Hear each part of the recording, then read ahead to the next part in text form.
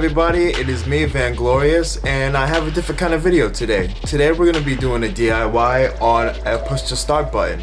I actually got this from Blackline, and it is actually a kind of cool mirrored push-to-start button. So just talking about it a little bit, I don't know if you're going to be able to pick this up on camera, but the exterior is red, but on the inside it's going to be hard to focus. It's mirrored. And on the edges of that, it's mirrored to the point where you can see the engine start stop on it. Probably when I'm at the car, it'll be easier to see it. Let's see if I can turn it. Yeah, you can't really pick it up on camera on the inside. But when I shoot from the car as I do the install, you'll be able to see it a little bit better. So it was fairly cheap. It was like 30 bucks. They don't send you any of the typical putty to stick to your existing button to take it off, but I have double-sided 3M tape, so I'm just gonna use that and take it off. So this will be fairly simple. It's really easy. This is gonna be a quick video, so enjoy. So I'm in the car now. So basically what you want to do is you want to get some type of 3M tape to kind of get this off, and it should be fairly simple.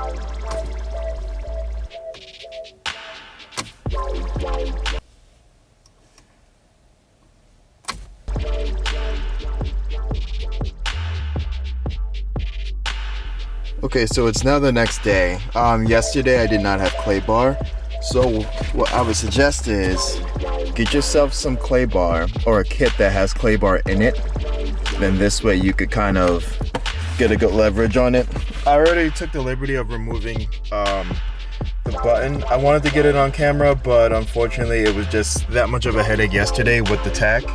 And it's not that it was much of a headache yesterday, it was more so that it was almost 104 degrees in my car. So when you're trying to get something out with something that doesn't work, the 3M double-sided tape, that doesn't create a headache. It just makes the process a lot longer. It's like a 5-minute process, maybe even 2 minutes if you've done it before. But no, it wasn't a headache. It was more so, let's have clay bar the next time we do this so it actually works. All right, back to the video. The idea is that you gotta get this in a ball, right?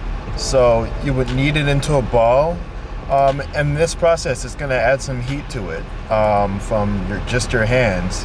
And then what you would do is basically what you see here, because I already installed the button, you're going to wedge it on top of it. So it should look like so.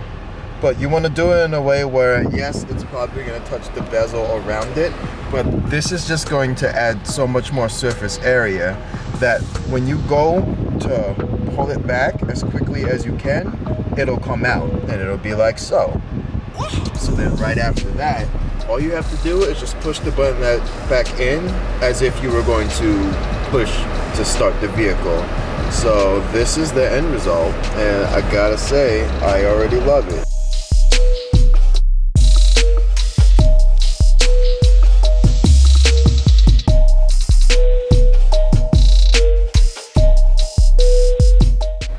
So as you can see, with a little bit of struggle and maybe a day's rest, it's able to pick up some clay bar, got that button out, put the new button in. It looks amazing, so I recommend this to anybody who's looking to do this with their Supra.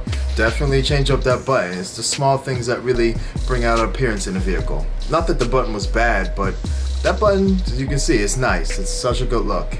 So if you did like this walkthrough and you want to show some support, like, comment, and subscribe. I want to see you guys down below. I want you to hit that notification bell if you are subscribed. This way, anytime I upload a video, you'll know.